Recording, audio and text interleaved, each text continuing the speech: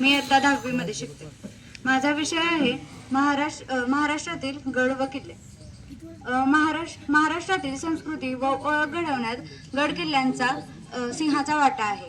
आपले गड किल्ले लष्करी तळ किंवा संरक्षणाची ठिकाणे म्हणूनच नव्हे तर मराठा साम्राज्याचे धैर्य, स्वाभिमान व संस्कृतीचे प्रतीक आहेत.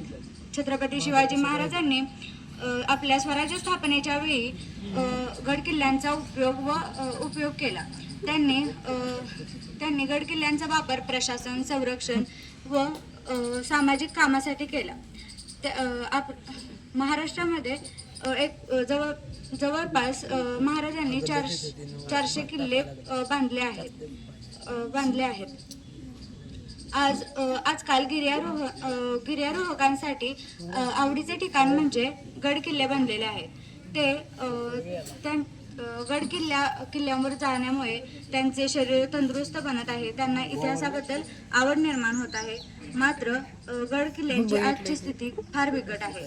नैसर्गिक आपत्ती असो किंवा लष्करी अतिक्रमणे किंवा पर्यटकांनी टाकलेला कचरा, या सर्वांमुळे गड किल्ल्यांच्या इमारतीची हानी होत आहे. त्यामुळे आपला सांस्कृतिक वारसा नष्ट होण्याची शक्यता नाकारता येत नाही. त्यामुळे आपल्याला जर आपला सांस्कृतिक वारसा जतन करायचा असेल तर आपल्याला त्यासाठी काही ना काहीतरी उपाययोजना राबवायलाच हव्यात.